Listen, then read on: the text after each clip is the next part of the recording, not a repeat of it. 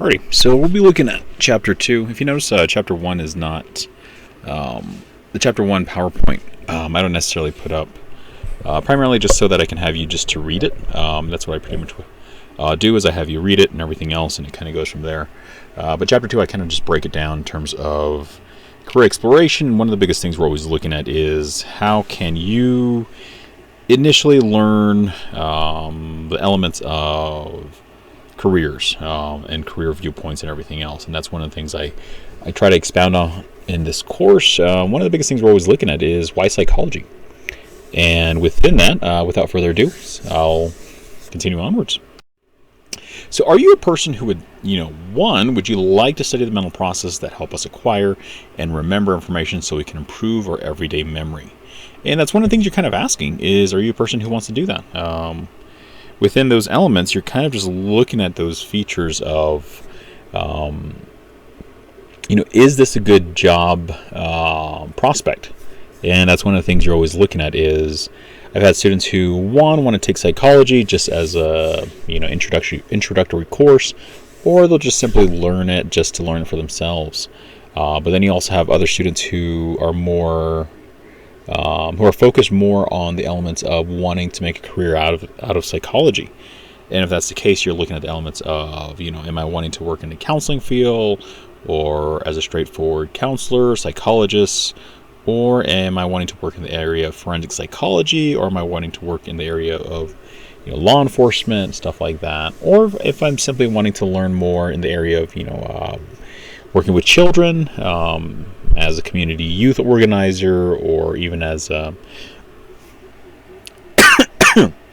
excuse me, as an advocate. So again, that's one of the things you're kind of looking at, is you're looking at all those key features. And again, that's one of the things you're wanting to delve into. I've had students who kind of wait until the last year to kind of look at those things. I've had other students who start to explore those at the beginning of their freshman year. So again, I leave that up to you. So are you a person who, would you like to help people with behavioral disorders to help themselves to achieve a better quality of life? And within that, that's one of the things is, if you're going to psychology, you're going to the area of what's considered the helping profession. In other words, you're offering that level of support in regards to cognition, in regards to helping individuals sort through mental health issues and stuff like that. So again, that's one of the areas that you kind of begin to learn to delve into. So are you a person who, would you like to work with communities and neighborhoods to help them plan for the future? And this is one of the things that I like and I love about psychology itself, is the pliability and also the ability to initially, the blendable nature of the career choice in terms of psychology. So again, every individual that I've come across, whether they're working in nursing, whether they're working in law enforcement, whether they're working in the healthcare system as a social worker, or even in, say, for example, in the food industry. Again, you're learning about people. That's what psychology is always about. You're learning about people. You're learning about their individual quirks. You're learning about their mindsets. You're learning about all the different things that makes an individual tick. And so within that, that's one of the things you're looking at is psychology applicable in this given study? So again, would you like to understand these factors that facilitate learning so that teachers can improve student learning? One of the things is, I used to work with, in my bio, it kind of just breaks it down. I used to work with schools. I used to work as both as an advocate, working with sexual assaults and teen dating violence. So again, you have to learn about your audience, so that's where I was offering a lot of information to the youth. And then when you go even younger, K through 12, one of the things I used to work as a behavior intervention counselor. And within that, you're learning more about the students. You're learning more about the teachers and the way they approach students. And you try to educate teachers on their best approach on how to work with students who are, say, for example, have behavioral issues. So again, those are kind of the uniquenesses. That's kind of the blendability of the initial, the degree itself. Would you like to use information that we have about healthy behavior to promote wellness? So if you're going to the area of health psychology, that's another aspect that you can kind of look into. So again, you have individuals who, if you look at motivation, if you're studying motivation, you're looking at wellness, you're going to, say, for example, being a wellness coach. When you look at that, you're looking at it and say, how can I motivate my clients, or how can I motivate my patients? How can I motivate my customers to make healthier choices? And again, the healthier you are, the better your mindset is, the better you're able to make better decisions, as I continue to use the word better. So again, that's one of the things you're kind of looking at. So would you like to study the brain and begin to understand the changes that occur with the use of drugs or the onset of traumatic brain injuries? Again, psychology is one of those unique fields where you're looking at neuroscience, you're looking at neurobiology, you're looking at behavioral psychology, you're looking at behaviorism in terms of an individual. Say, for example, they have habitual patterning of drug abuse or substance abuse, or even addictions, whether it's gambling, whether it's sex, whether it's, even being on social media. You're looking at all those different elements to see what impacts the brain has on our everyday life and vice versa. So again, that's where psychology kind of looks at those elements as well. And would you like to better understand why people behave differently in a group compared to those that behave when alone, and why personal decisions are affected by the surrounding context? Say, for example, and I always use this example, say, for example, you're a highly successful individual, you're at the top of your class, you're at the top of, you're a well-respected individual in your community, you're a well-respected individual in your field.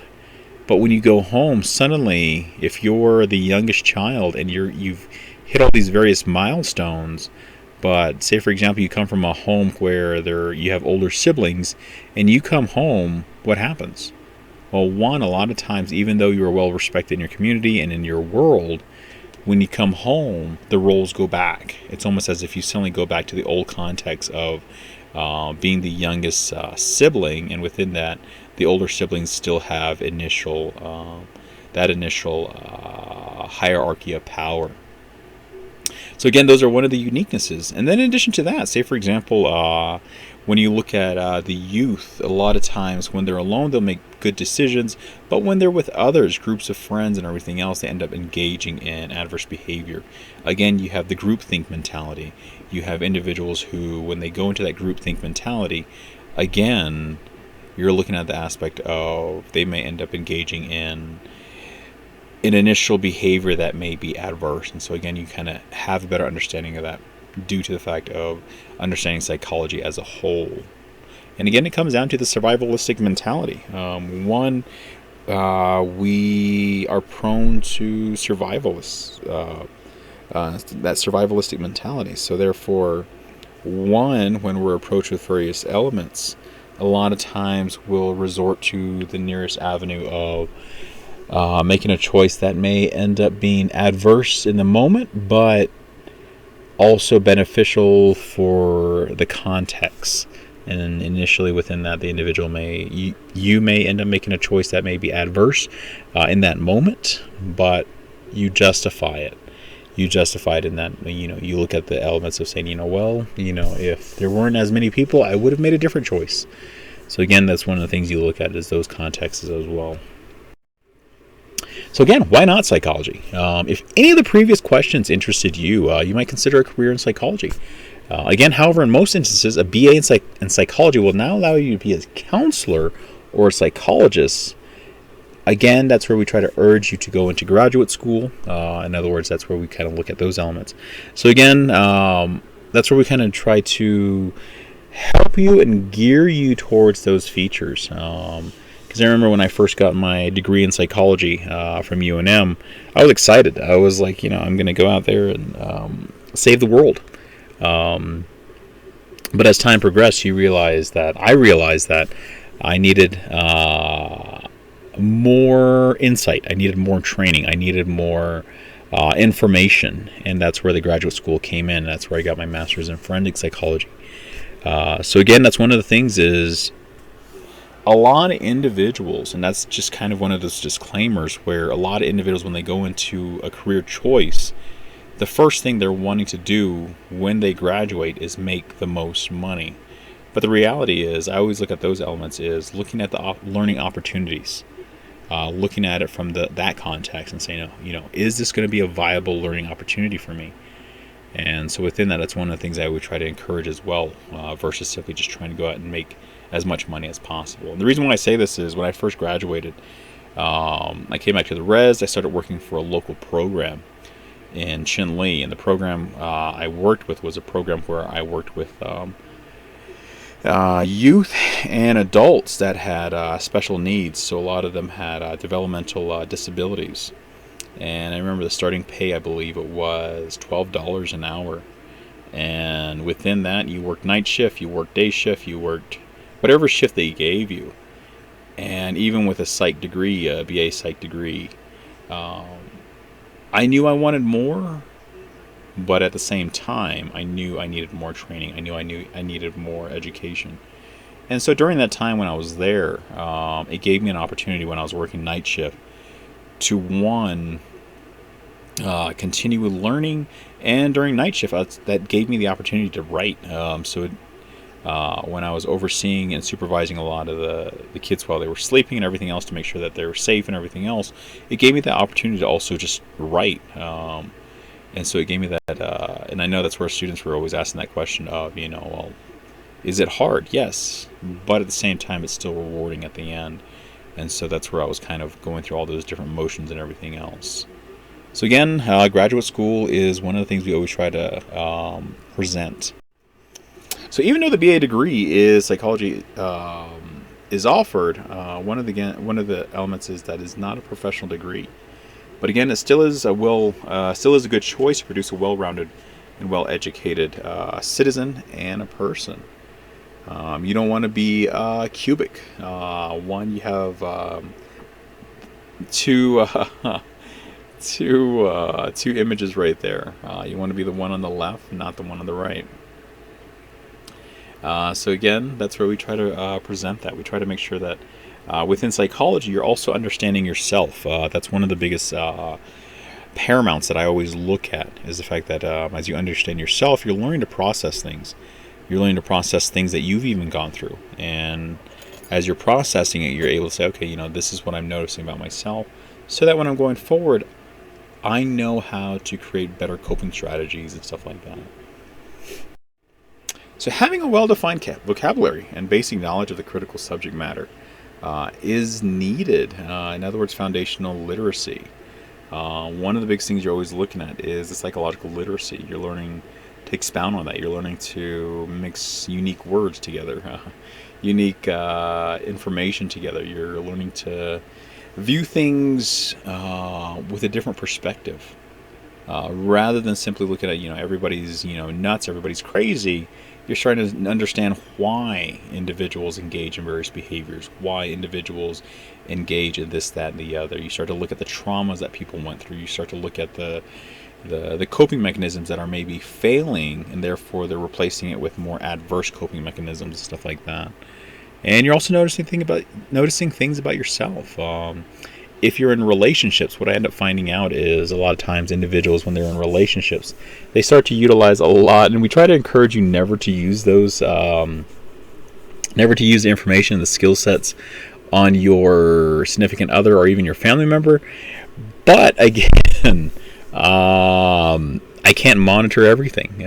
So again, you still have individuals who will still use those same skill sets to try to apply it to their own family, and they start learning more about their own family. They start learning more about their family as a whole, and realizing, oh my goodness, is this really how my family actually is, and is this how I even respond in this given situation and stuff like that. So again, that's one of the things you're also learning. You're learning more about yourself. You're learning more about the people around you. So here you have valuing the intellectual challenges. One of the biggest things is weighing the pros and cons, and that's where we try to look at those elements. We try to have students kind of intellectually analyze literature, look at peer reviews, look at the information that is culturally relevant, but also weighing it in with scholarly insight, and kind of just going from there and kind of having a more deeper insight into the matter versus, and I think that's one of the examples we always use from Psych 111 is, does crime happen more when a full moon is out? And a lot of times we look at those elements and say, yes, obviously. But then we come to realize that, one, it's not necessarily that. It's primarily a confirmation bias, and that's where we try to look at all those features. So again, those are kind of the uniqueness that we kind of come across. Taking a creative and amiable skeptic approach to problem solving. In other words, questioning everything. Questioning your professors, questioning the knowledge that we profess, questioning the insights. I've had some students say, no, we're never supposed to question the insights of our professors. They're supposed to know everything. The reality is we don't. We don't know everything. We're still learning as we're going along as well. We're testing our own theories. We're testing our own insights. We're coming across new insights. We're coming across new theoretical knowledge. And I think that's where you're coming in too. You're coming into those elements and saying, okay, I've always believed such and such, and now I'm starting to question that. I'm starting to question this, that, and the other. I'm coming across new insights. Is that wrong? And within that, that's where we try to make sure that if you're going to question it, make sure that you have initial insight from a well-rounded aspect. Applying psychological principles to professional, personal, social, and organizational issues at work, relationships, and the broader community. And that's where we always look at volunteering. I'm a big believer in volunteering. I'm a big believer in, and I wish the pandemic wasn't going on. It would give you more opportunities to volunteer. But overall, to be able to step out of those comfort zones, and that's where I always tell a lot of students, take every opportunity as a learning module. I've had students kind of, they the moment they graduate, they always feel kind of jaded because they're going out into the field and they're like, I'm not finding that job. There's job offers, but I don't want that one. I want the right one. And again, one of the biggest things is you'll find that is in order for you to find that right job, initially you're going to have to go through a couple different avenues. Sometimes you're having to find that job that, and like I said, and I noted before, I was at a place where, I had a job. It wasn't the greatest, but I learned a lot. I learned a lot about my coworkers. I learned a lot about the people that I took care of. I learned a lot about myself as well, and just gaining that endurance aspect and kind of going on and on and on, and going forward and forward and forward, even in light of various boundaries, various barriers and stuff like that. You kind of look at those other elements. So acting ethically. That's one of the biggest things is when we look at ethics, we're always trying to make sure, and that's where I try to make sure that each of you understand the ethics, the ethical aspects, making sure that you're acting in the best interest of the person that you're trying to help. You're not necessarily doing it just for yourself, but you're trying to make sure that you're being honest, you're being decent, you're being hospitable, you're being fair, you're being equitable, and you're also being morally and lawfully how would you say it? Morally and lawfully insightful, so that you're able to say, yes, I'm acting in an appropriate manner, so that I'm looking out for the best interest of the person that I'm wanting to help or the person that I'm trying to offer assistance to. So being competent in using and evaluating information and technology. A lot of times I've had students kind of use the platform of social media for good and bad. So within that, you're kind of looking and blending a lot of it. And I think right now we're kind of going to the area of Zoom. We're blending so many different, unique features, technological features. And that's where we had to kind of just be mindful of that. Know the limitations, know the aspect of, am I able to use this? Do I know how to use this? That's why we try to teach you how to use PowerPoints. We try to urge you to do PowerPoints. We try to urge you to do different practice. We try to help you to get outside of those comfort zones and do online trainings. And that's primarily the reason why, is so that when you get out into the field, you're better at that. You're better in knowing how to apply different practices. You know how to write a resume. You know how to write a cover letter. You know how to do a PowerPoint presentation. You know how to read, even, say, for example, the syllabus. I've had interns that I've overseen, and when I've worked with them, they never read the contract that was given to them. And again, those contracts, if they've never read them, you kind of give them the contracts, and a lot of them will just kind of sign whatever they sign. And then when push comes to shove, or you have various hiccups here and there, and you bring out those contracts and you say on this such and such, a lot of them have never actually analyzed it or never even read it. And you kind of just point that out to them, the nitty gritty of how in the real world, in the professional world, you can be held liable for that. And that's one of the biggest things you're kind of looking at, is the accountability factor. Communicating effectively in different modes and with many different audiences. And I know as Diné individuals, we've really tried to stress, your Diné language and everything else. But one of the things I kind of came across is when I introduce myself, I always kind of come from the element of, yeah, it's Eshe, Jeremiah Barbary, Nishia, and the reason why I do that is, one, it shares insights of who you are as a person, as a Diné individual. And the reason why I kind of share that is because, one, I was doing a presentation years and years ago, and when I was doing that presentation, I had this older gentleman come up to me, and he was kind of, he was kind of a little irate and kind of a little upset, and he's like, "I'm concerned." And I said, "Okay, and I asked him, I said, "Was it the presentation?"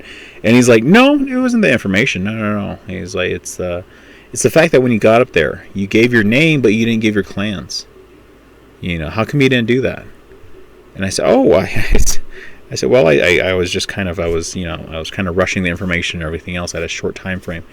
And he said, well, as the net individuals, we always need to make sure that, we share our clans, we share that's kind of at the forefront. And I said, okay. I said, I understand. And he said, when I didn't hear your information, and I didn't hear your clans, I kind of just shut off. And I was surprised. And I kind of asked him, I said, okay. I said, I understand. And I said, so technically what you're telling me is that because I didn't share my pertinent information, you shut off completely from the presentation and the information that was proffered. And in that small moment, I realized the importance of how individuals kind of perceive you. And again, it's always a perception. So within that's one of the things from that point on, I kind of made it a habit to always make sure that when I present, I always give my clans, I give where I'm coming from, Tsenakana Nasha, kind of learning those things so that I can give those introductions, so that when I'm working with various modes across the board, K through 12, high schoolers, college students, adults, individuals who are even older, the elders and stuff like that. It's one of the things you're always looking at, is making sure that you're presenting to the audience that you need to present to. So recognizing, understanding diversity. One of the biggest things, even in our current state, even in our current time, in the culture that we're now living in, you're realizing that diversity is one of the biggest paramounts. And you start to learn new languages, you start to learn new features. And that's one of the biggest things, is even in our time of learning, we begin to process and continually keep evolving. Some good, some bad. But in addition to that, you're kind of learning and trying to recognize and understand, what is happening outside of, say, for example, even the Navajo Nation. And that's the reason why we kind of come from those elements, coming from various universities, various colleges, so that we can kind of share on the Navajo Nation things that we've seen on the outside, and kind of blend it in with things that we are also seeing on the Navajo Nation, and kind of blend it and have a balance, a good balance, and everything else. So being insightful and reflect about one's own and others' behavior and mental processes. Everybody's always processing things differently. The way you see the world is not always going to be the way somebody else sees the world, and vice versa. Sometimes we become upset because some other individual does not hold the same political, the same cultural, the same religious, or the same ideological perspective that we hold. So again, that's one of the things we kind of just learn to just respect one another, and that's one of the biggest things I always look at. And one of the biggest things I always remember is when I used to work as a behavior counselor, I had a teacher who was kind of upset, and they wanted me to talk to their class about the aspect of gender awareness. And so I did. I talked to the class, and I talked about diversity, and I talked about the aspect of equality and respecting one another. And still, to that point, the teacher still did not understand the aspect of, they thought that I was going to share different insights, the negativity of gender and sexual minorities and stuff like that. But one of the biggest things that I came across was just the element of just being diverse and being understanding of one another, and kind of having that respectability across the board, whether they share something that we share or whether they don't. Still having that respect, which I think is starting to become a little lost at times. But it's one of those things where it still needs to be shared across the board. So completing a rigorous program of undergraduate coursework while majoring psychology should put graduates well on their way to achieving psychological literacy. And that's where we try to make you write different papers. That's where we try to share different insights, different vocabulary across the board, just so that you kind of have a well-rounded outlook. Again, going back to the well-roundedness. We want to make sure that you're prepared for the professional sphere. We want to make sure that you get a job. That's always my biggest concern, is making sure that you get a job.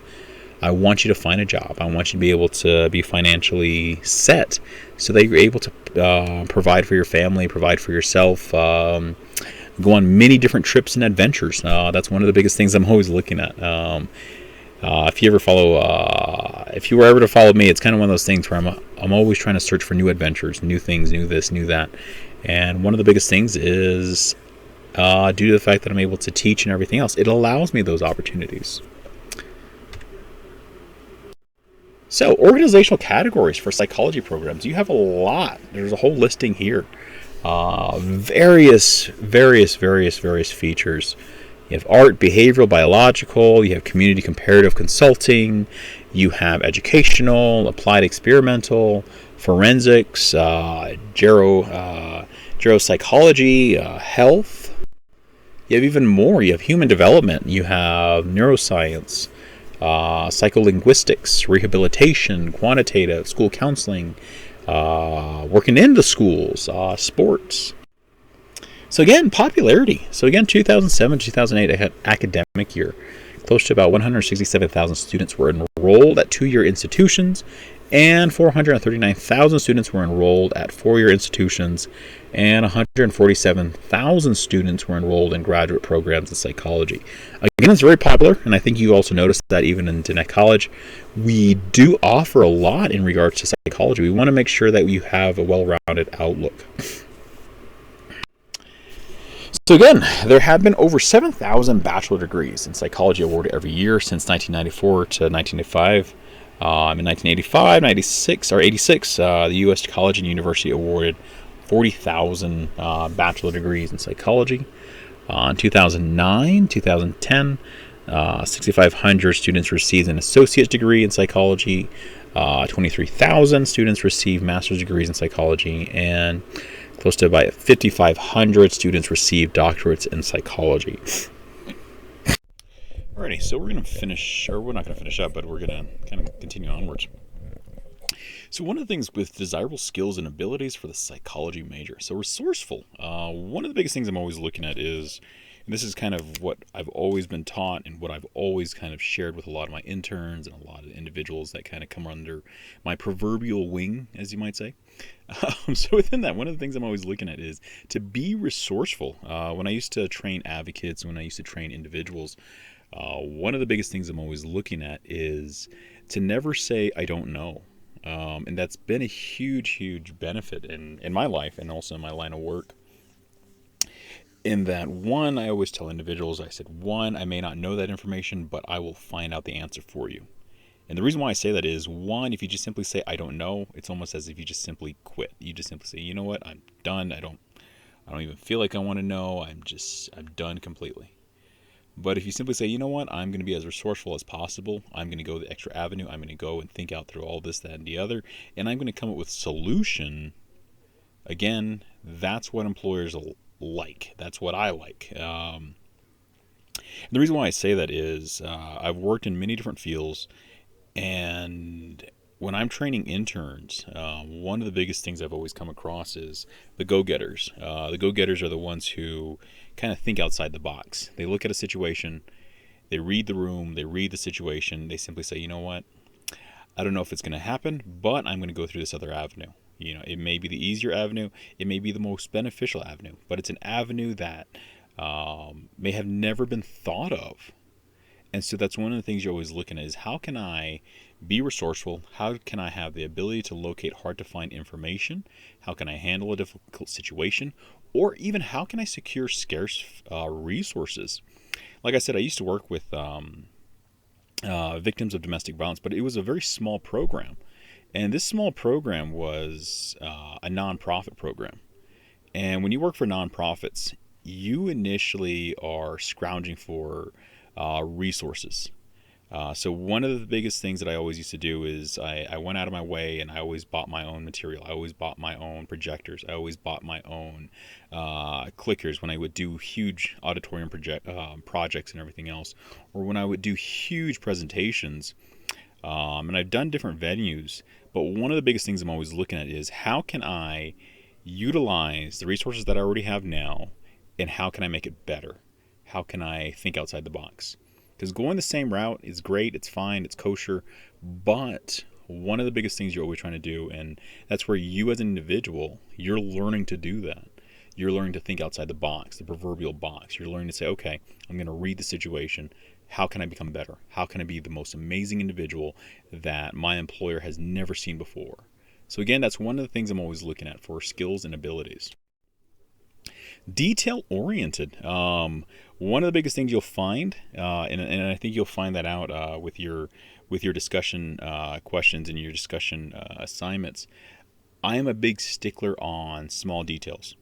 I will read things. I will read it over and over and over, and that's the reason why it takes some time when I'm grading a lot of your work. Because one, I want to make sure that you're being as detail oriented as possible, and also following through on projects and assignments. I try to lay out everything in front of you, so that you have the information in front of you. But in addition to that, I'll give you the various resources. But if you're not going to use those resources, it limits your ability to be very detail oriented. And the reason why I say this is, when I worked with different programs, this can be a hit or miss.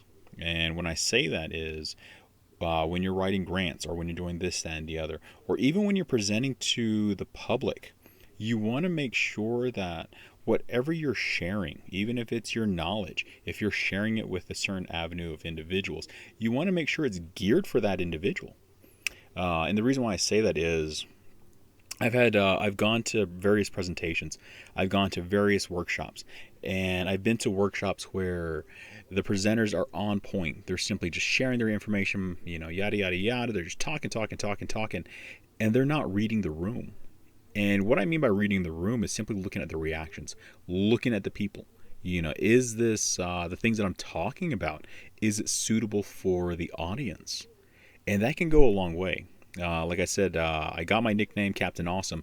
The reason why I did that is, when I would present to kids, I made sure that I knew who they were. I made sure that I was presenting directly to them, and I made sure they were there with me through the process, through the ins, the outs, the storytelling, the this, that, and the other. Because one, I want to make sure that they're following me along. And that's one of the things you're going along is, when you're when you're paying attention to the small details, you're able to say, yeah, what you're telling me matters. If you're working in psychology, counseling, if you're working in advocacy, if you're working in the legal field, all those small details matter. And so that's one of the biggest things I'm always looking at, is making sure that you're able to whittle the information, but narrow in on the initial details. So, good writer, ability to prepare proposals, emails, speeches, newsletters, direct mail, letters, advertising, copy, website content, and inner office memos. You want to make sure that you're staying on point. I've had individuals who have written emails and they forget where they're at. They forget who they're writing to. And I don't mean that their memory is they're having a level of memory loss. What I'm saying is they're using LOLs, they're using LMAOs, they're using all these different acronyms and forgetting that this is a professional sphere. And it's one of those things where if you know the audience, great. If you know the people, great. It's a lot better that way. But if you're talking to your boss, and I've had this happen, where I've had individuals, a lot of the individuals that I've overseen, they'll refer to me in that capacity, and they get very loose with the terminology. They get very loose with all the information. They even get loose with the referencing, and that can go a long way. And the reason why I say that is various positions, and that's one of the things I think individuals are always are kind of confused about. When you work in various workplaces and various establishments, believe it or not, it's a hierarchy. I know that sometimes that'll burst your bubble. You're like, I thought we were all equal. I thought we were all... the reality is no. And the reason why I say that is I've had individuals who wanted the boss to be the friend. And I've been in that capacity. I've had employees that simply looked at me and thought, "Oh, you're a good friend," and I have to correct them and say, "No, I'm not your friend, because if I'm your friend, things can get literally ugly, because if I have to write a memo or I have to do this, that, and the other, it's not going to fare well for you." And so that's one of the things is you want to be very meticulous with your writing. You want to make sure that you're sharing your insights. Even if it's an inner office memo, you want to make sure that it's directed to the individual, but it's also professional. And that's one of the biggest things I have to try to, time and time again, I have to reiterate. You want to make sure that you're being professional. So, excellent communicator. What does that mean? Ability to interact with clients, coworkers, and managers in a meaningful way while maintaining a professional demeanor and keeping conflicts at a minimum. So, one of the biggest things I always try to tell people is to stay away from politics and to stay away from religion when you're in the workplace. And the reason why I say that is if you bring up politics, believe it or not, you think that, hey, you know what, everybody believes and follows what political outlook that I have, and the moment you say it, suddenly you have your employer, you have your customers, you have your clients all looking at you angrily. And that's one of the things is focus in on the job that you're doing.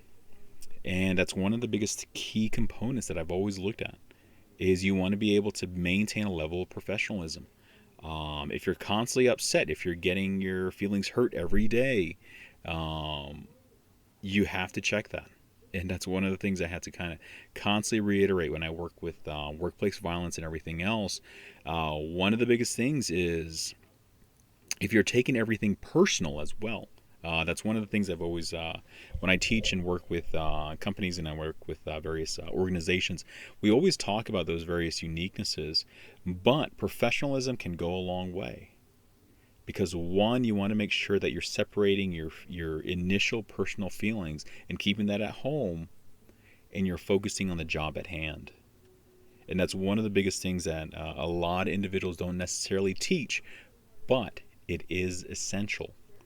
Because I've had individuals who've taken things very personal. Say, for example, it's a company review, or it's a peer review, or it's this and the other. And they've taken that personal. And it's like, well, it's primarily your job performance. We're looking at your job. It's nothing personal. It's the fact of whether or not you can do the job at hand. And if you're not able to do the job at hand, then we need to reevaluate that. And that's one of the biggest things you're always looking at is when I interact with individuals, I want to make sure that I'm offering that level of professionalism, that level of friendliness, that level of saying, hey, you know what, I'm here for you. I'm willing to listen. I'm willing to hear you out. But in addition to that, I'm going to respect you as an individual. And this went a long way, even when I used to work with inmates. One of the biggest things is always respecting one another. And a lot of individuals were like, you're working with inmates, you should be mad at them. And I said, why? They're just another individual. They're just another person. They're human, just like you and me. And within that, understand that professionalism can go a long way. This also goes into the area of clan systems. And I know a lot of individuals like to throw around their clans, Tachin, Link, Yanibash's Chin, and they use it a lot.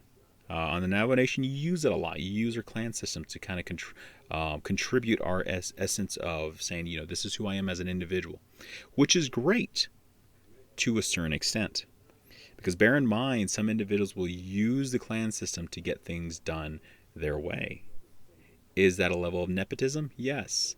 So that's one of the things and we'll call it as it is. I'll call it as it is.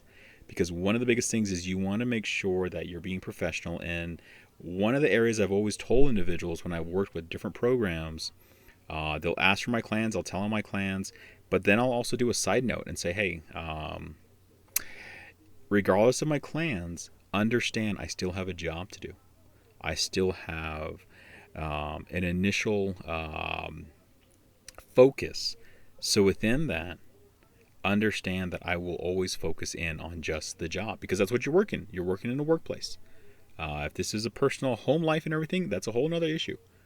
But right now, you're trying to make sure that you're focusing in on the job at hand. So articulate. So with deep personalization, so one of the biggest things is, and these are the soft skills. Top 10 so again, one of the biggest things is you want to be present. So clear communication. You want to make sure that you're talking effectively. You want to make sure that you're sharing your insights. You make sure that you're also listening. Because that goes a long way. I've had individuals that when I'm talking to them, they'll start interrupting. And they'll start, sharing their own, and you're like, but also you don't want to go over that limit. Stop talking. That limit, I leave it to you. So within that, that's one of the things. But one of the biggest things is sometimes we tend to overstep self-control is huge. And within that, we tend to because if somebody's talking about, and I've that can be this completely exhausting. This happens in social work. Where the self-care comes in. Public health. This happens because one, you want to have a level of counseling. This happens happiness psychology, the job that you're doing. Whenever you're working, but at the same time, you also in a helping profession. On the side, you're also believe it or not, taking care of yourself. There are going to be people, and then taking responsibility. Don't like you. Want to make sure that you're saying, hey, they don't like how you screwed up. They don't like how you. I tell my students all the time. They don't like this, that, and the other. They don't even like the way your face looks, and that's a reality. I don't know. But within that, and the reason why I'm saying that is I've been in those situations, and I think that's one of the biggest things. Cuss me out. I've had people yell at me.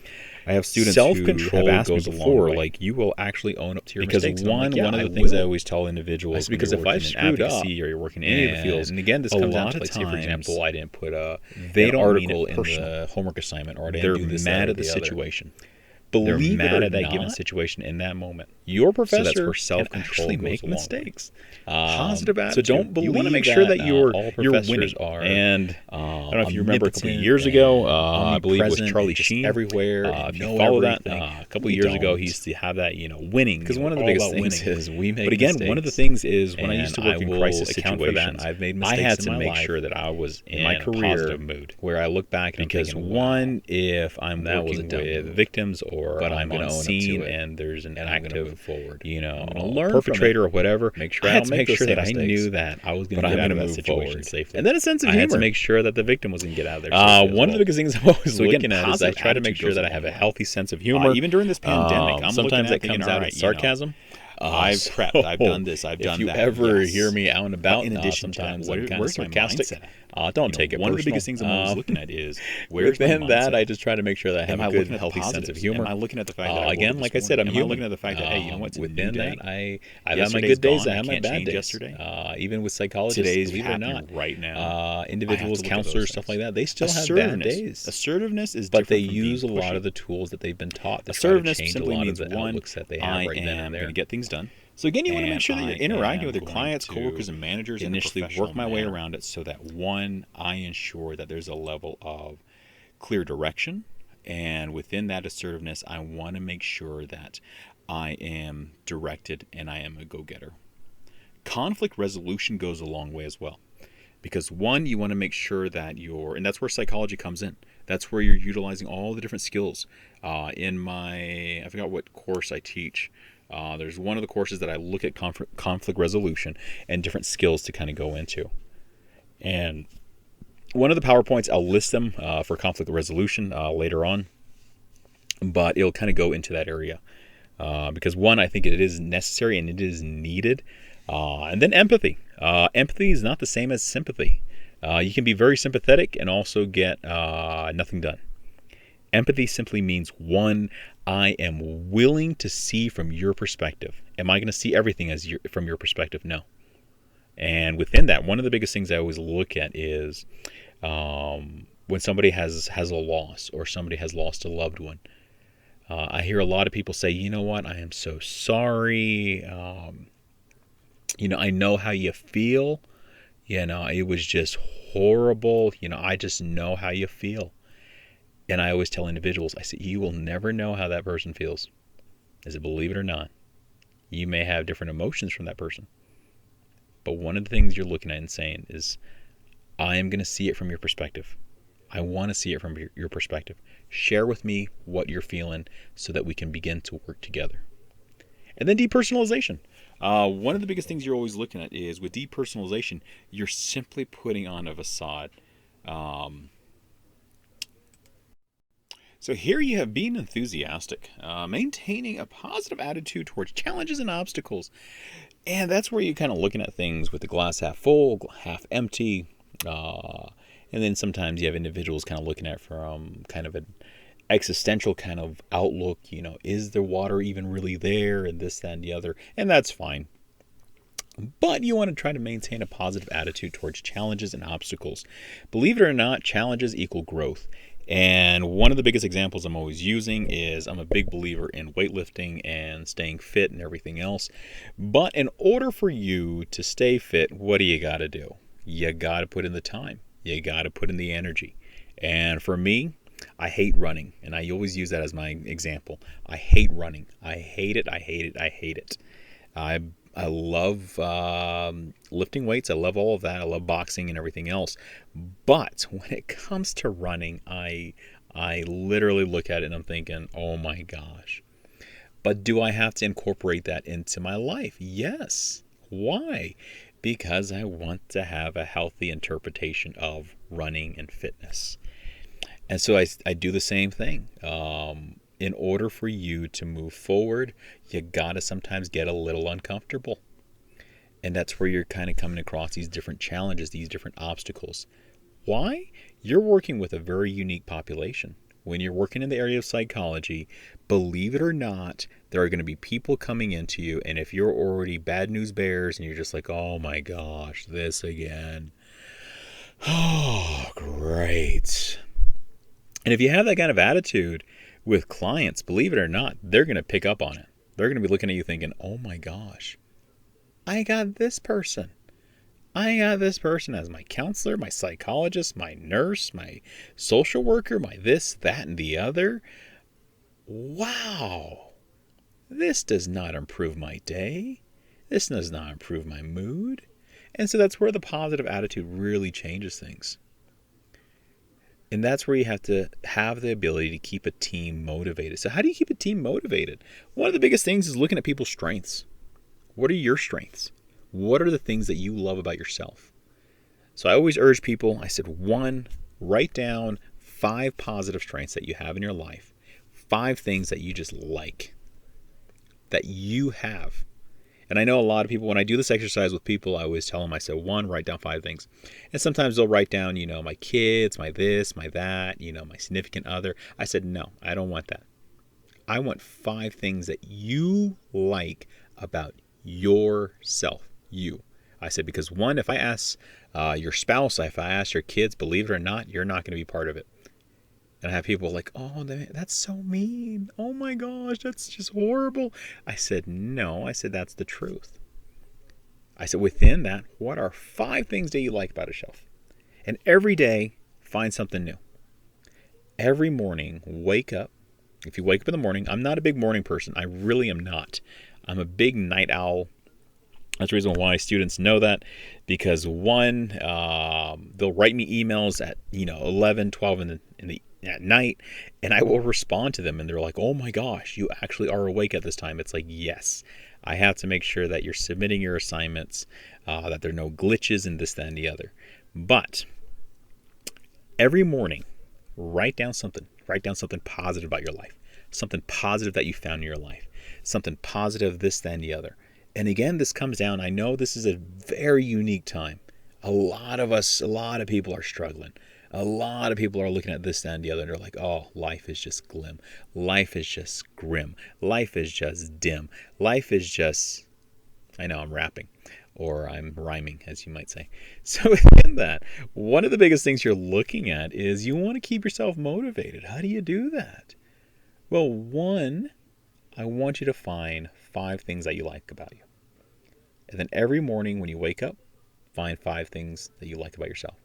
And the next day, 5 more things. Before you know it, you'll have a whole huge notebook of things that you like about yourself.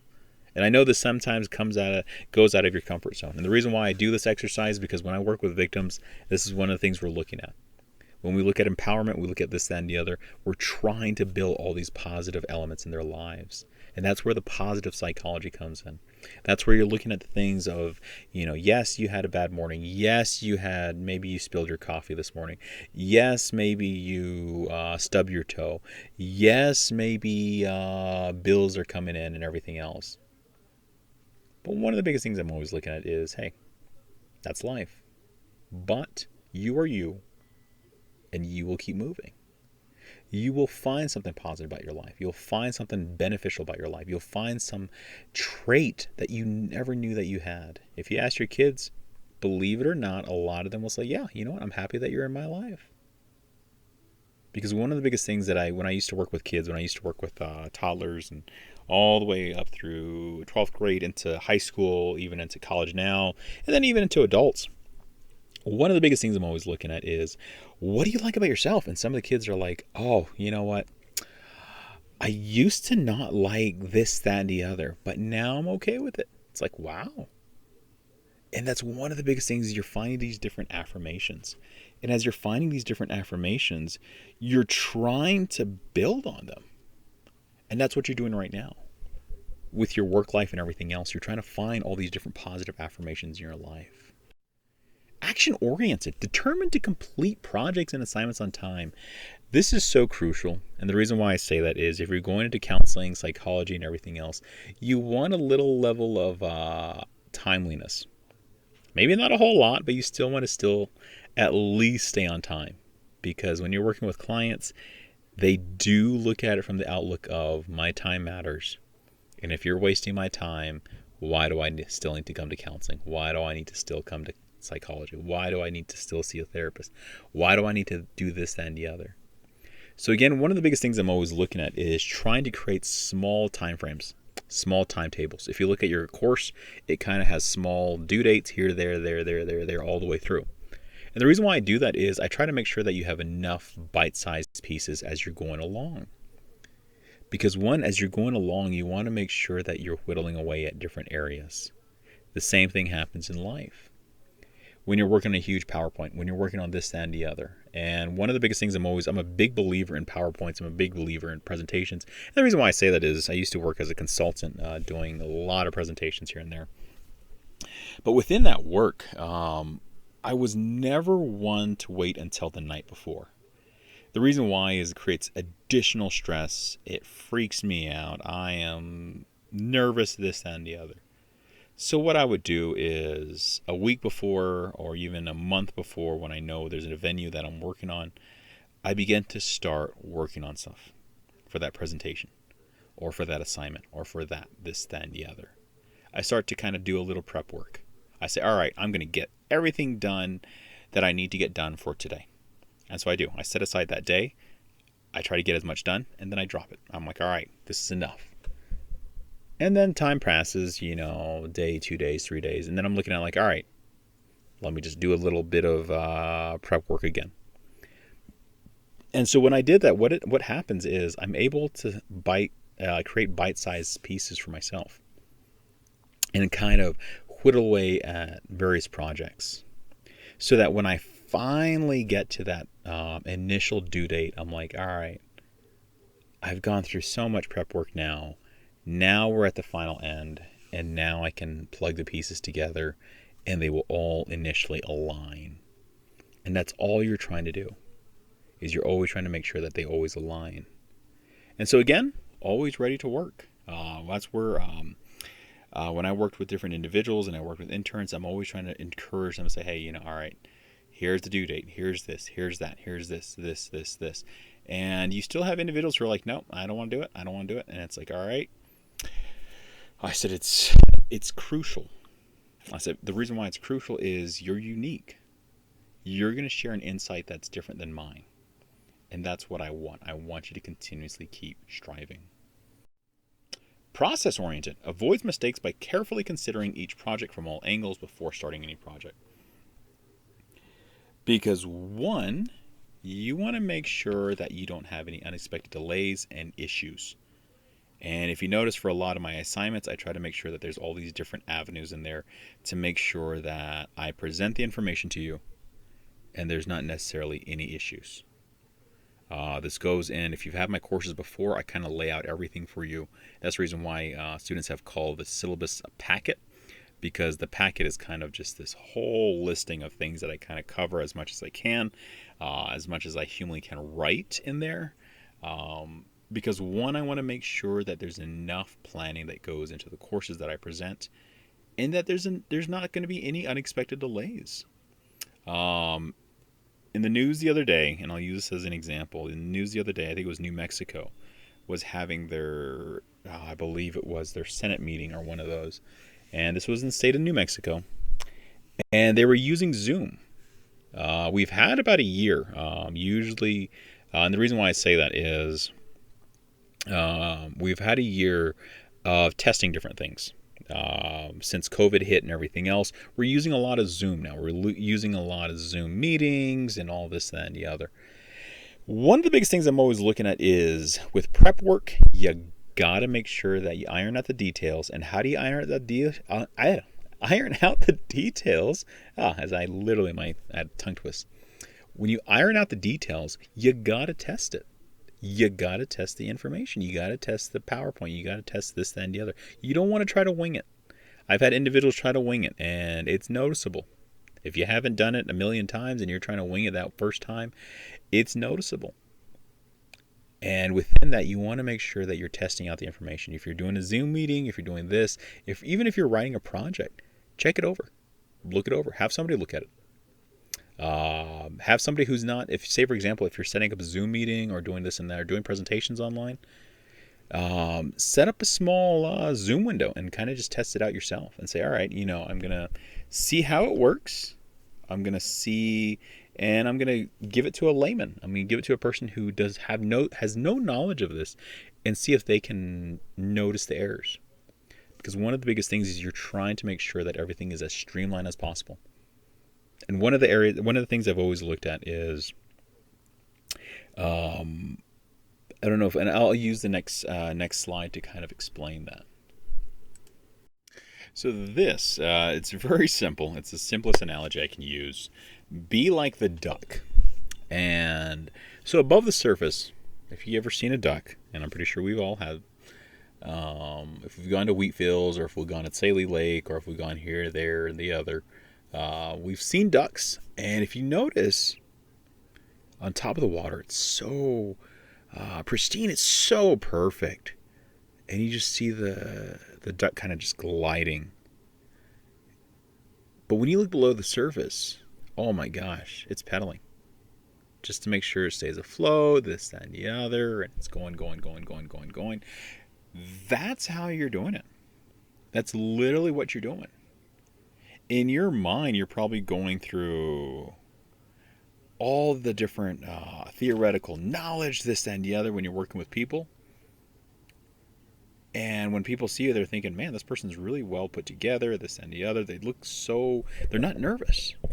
But the reality is, in your mind, you're nervous, you're this, that, you're freaking out. You're like, oh my gosh, I hope we get it right. I hope we get this right. I hope we get that right. The same thing is happening. And that's the best analogy, is above the surface, look composed and unruffled. And I've had individuals who are like, I'm sorry. Even before a presentation, they keep saying, I'm sorry. And it's like, just stop saying you're sorry. Own it. Own the room. Act like as though you're walking in there, like as though it's just initially you've done this every day. That's one of the biggest things I've always looked at when I do presentations. It doesn't matter who I'm working with doesn't matter. Who I've presented to, it doesn't matter any of that. I just simply look at it. Hey, this is a person. It's another person. It's another human being that I'm sharing insight with. Maybe they don't have the knowledge that I have. Maybe they do. I don't know. But when I'm sharing and when I'm giving my presentations and everything else, I make sure that I walk in like as though I know what I'm doing. I walk in as if, hey, it's another ride in the park. I'm going to get this done and we're going to move on. And when you walk in like that, when you walk in with that outlook and that how would you call it, that swagger, that element of saying, hey, you know what, I have a confidence. Confidence is not the same as cockiness, and I'm just going to throw that out there. Confidence is the knowledge. You know what you know. Cockiness is kind of just like, I'm just going to wing it. I don't really know if I know. I'm just going to hope for the best. And that's great. You can hope for the best, and I'm not saying don't hope for the best. I'm just simply saying walk in there and look composed, unruffled, but always use the knowledge that you've already gained and the things that you've already collected, and use that to the best of your advantage. Because when you're presenting and when you're sharing this information with people, or you're just, even when you're working in the workplace, I've had individuals when they're doing when they're going in for job applications, and they're going in for the interviews. I always tell individuals, go in there confidently. I said, believe it or not, I said, you're trying to literally offset yourself from other individuals. And that's the truth. I've had individuals say, well, I want to remain humble. And I said, yes, remain humble, but also remain confident. Confident that you'll get the job. Confident that you're going to move up in your position. Confident that you have the knowledge and the insight to move forward. Because if you don't, believe it or not, you're probably not going to get that job. You're probably not going to get that promotion. Because one, it comes down to the element of saying, all right, I'm going to go in there confidently and I'm going to move forward. So, strategic thinker, ability to prioritize effectively, separate issues into relevant buckets, anticipate potential challenges, and easily identify the most critical aspects of any project. And again, that's where it comes down to critical insight. You want to make sure that you're separating the issues. You're saying, all right, this is what we're going to focus in, and this is what we're going to focus on, and we're going to move forward, and we're going to make sure that we go through this checklist. And the reason why I say that is right now I'm working on a project. I'm working on the Missing and Murdered Relatives project with Annette College. And when I've worked with different organizations and different here and there, one of the biggest things is I've had some organizations that want to solve all of the world's problems. And that's great. That's awesome. I like that. I love that idea. But if we try to solve all of the world's problems, what's going to happen? We're going to get overwhelmed and we're going to burn out. So one of the biggest things I'm always looking at is prioritize. Say, all right, I'm going to focus in on this, get this done first. I'm going to focus in on that. I'm going to get that done first. And I'm going to do this. And I'm going to work off this checklist. Once I check off something, I'm going to move forward.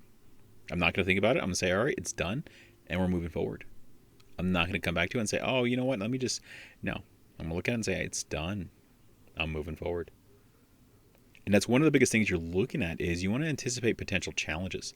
And like I said, I used to work in crisis a lot. And when I talk about prep work, I'm talking major prep work. I'm talking about making sure that you have action plans, you have this, that, and the other. And I used to go through different scenarios. With the individuals that I used to train, I made sure that they went through different scenarios, different ideas, different this, different that. I said, what if somebody says this to you? What do you say? What if that happens? What if this happens? What if that happens? And people were like, oh my gosh, you're just overanalyzing the situation. I said, that's my job. Believe it or not, that's going to be your job. Always looking at every situation saying, all right, how can I create the most beneficial and the most insightful and the most critical analysis possible so that we're able to move forward? And believe it or not, sometimes the simplest plans are sometimes the most beneficial plans. But sometimes some individuals have overlooked those plans because they're trying to think of all this, that, and the other. Again, like I said, put them into relevant buckets. Organize reduces anxiety in the workplace due to the ability to locate resources quickly and easily. Again, this is one of those big things where if you look at my computer, you'll find a ton of different files, but each of them is categorized based upon dates, based upon courses, based upon this, that, and the other. Like say, for example, your discussion questions. That's all put into Psych 202. So again, with Psych 202, there's a folder for that. And within that folder, there's subfolders in there. So you have assignments, discussion questions, and then you have, what else is there? There's PowerPoints, and then I go into the PowerPoints. The PowerPoints also get updated as well. So again, it's just to make sure that you're always changing. You don't want to keep doing the same thing over and over and over again. You want to make sure that you're always improving. But in addition to that, organization is key. It reduces anxiety. If I can find something, if I can locate something, I'm able to function better.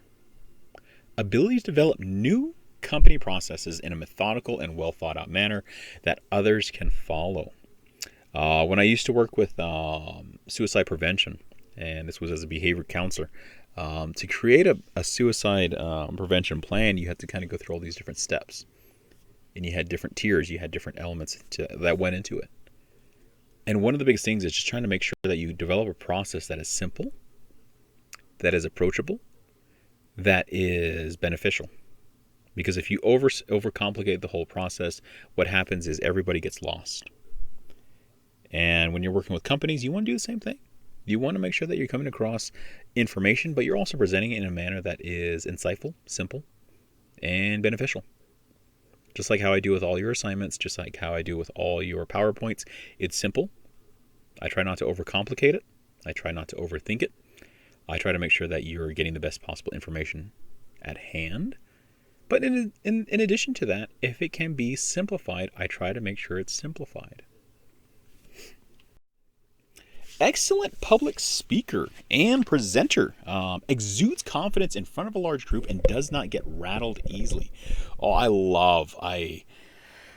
how would you say it? I became an adrenaline junkie, and I love adrenaline and everything else. But, believe it or not, I was not always a big public speaker.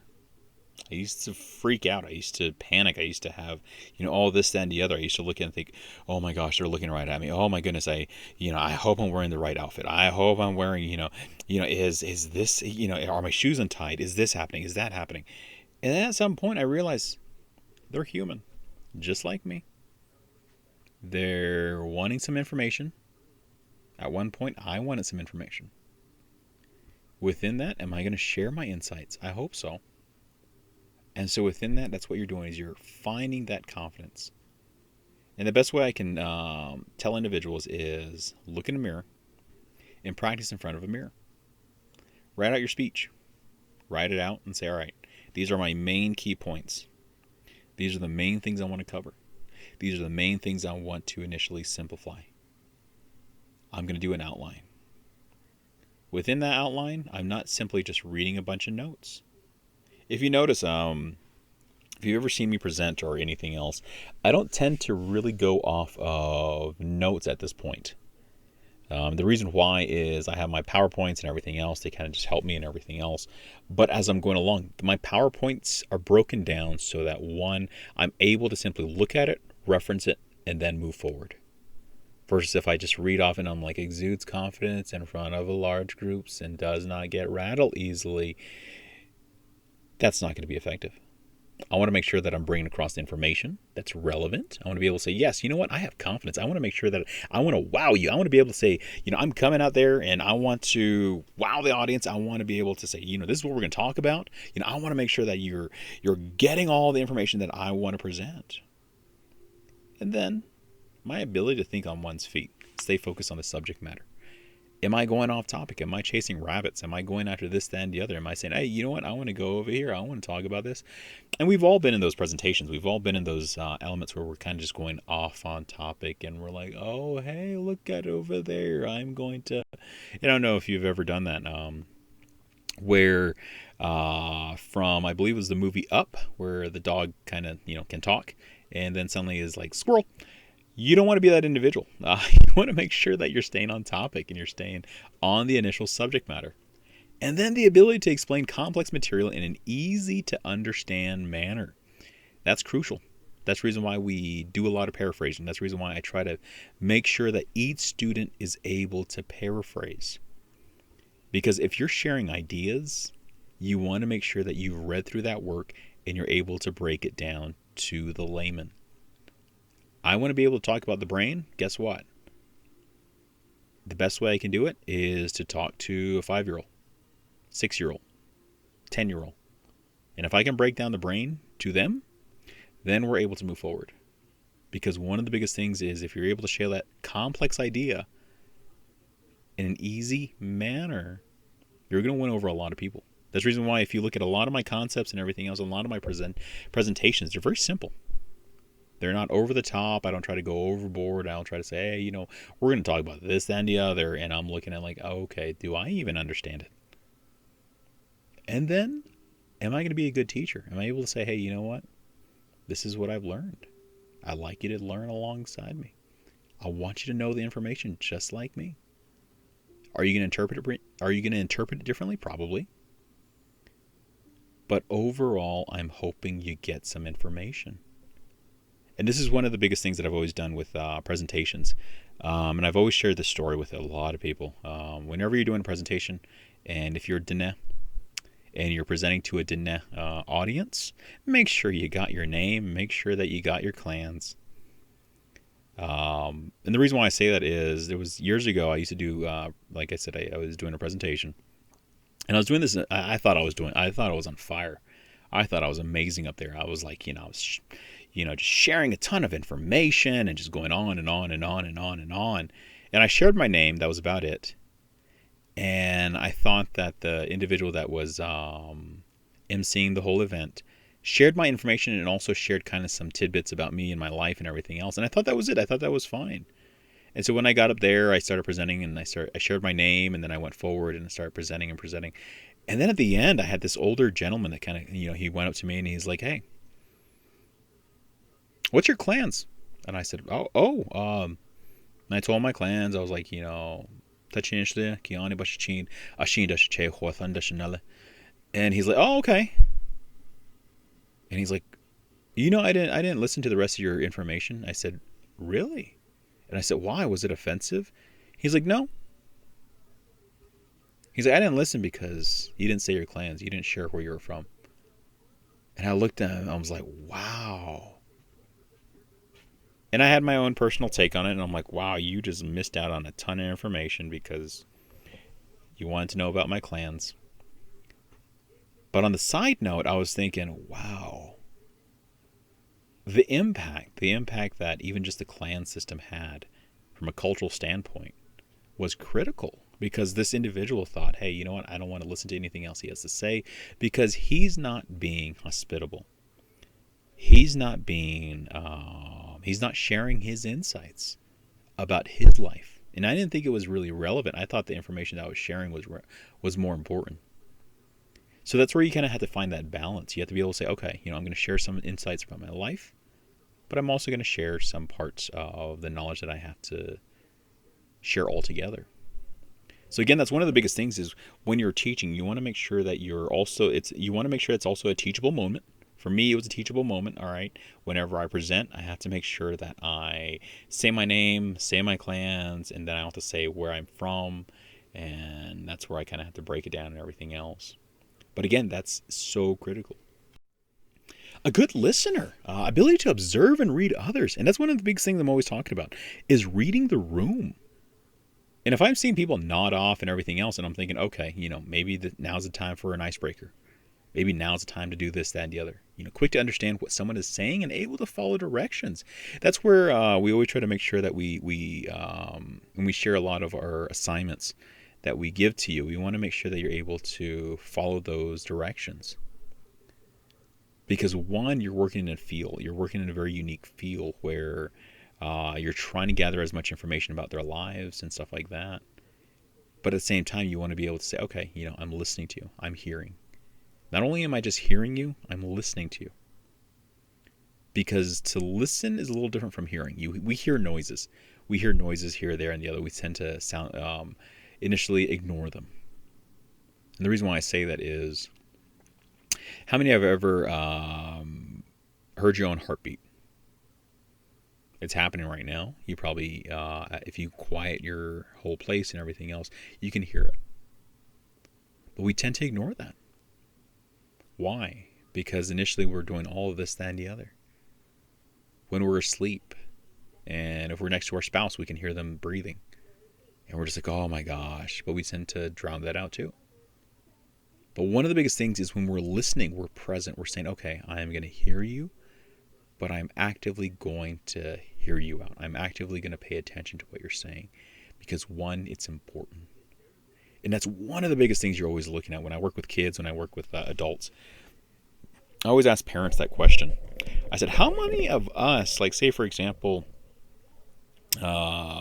when our kids are wanting to tell us something so important, they're so eager, they're like, I want to, and this can go to, say for example, if you don't have kids and you have nieces, nephews, and you have little ones that kind of hang around you, and you hear them out, and they're like, oh, I want to tell you this, I want to tell you that, oh my gosh, I got to tell you, and you're just like, I'm tired. How about another time? Well, what happens is when you say that, your kid's looking at you, your nephew, your niece suddenly looks at that moment of, oh, you're too busy for me. That's fine. And then later on, suddenly we're upset because, they're not wanting to listen to me. And it's like, well, you didn't want to hear them in the first place. And that's one of the most critical tools that I've always looked at is when we're talking with individuals, we have to say, all right, I want to hear what you have to say. I want to listen to what you have to say. I want to pay attention to what you're saying because it's so crucial. It's so beneficial. Pressing onwards. You want to honestly evaluate your current strengths and weaknesses. Where and with whom is the best place to hone this skill? With professors, where the absolute worst thing can happen in a supportive environment is that you get one bad grade. And that's the truth. Sorry, I'm taking a sip of my coffee. It is 10 o'clock in the evening. I'm a big believer in drinking coffee at night. But one of the biggest things you're always looking at is you want to make sure that you're getting criticism that is going to help you press onwards. And for me, I will only simply focus in on the various things that you need to work on. And if I look and evaluate all the different things, I want to make sure that you are the best person out there. I want to make sure that you are the most viable employee out there. I want people to say, oh, wow, that person is amazing. That person does amazing work. And that's where you have to evaluate your strengths and weaknesses. Whether it's writing, whether it's public speaking, whether it's this, that, and the other. My job, is to ensure that you succeed. Whether or not you succeed is up to you. But I want to ensure that you're able to succeed. And that's the reason why I try to make sure that my door is always open, proverbially. And I want to make sure that there's always an avenue for you to reach out to me. And I've told my students time and time again. And some of my other students have taken me up in that offer, and they know that I can be reached. And that really comes down to that is I want to make sure that you are moving onwards and that you become the best individual that you can possibly be. Whether you learn that in school, whether you learn that in just, in life, great. But I want you to press onwards. So mentoring. So the role of mentoring has long been acknowledged as important at the graduate student level. But again, there's increasing emphasis for undergraduate level students.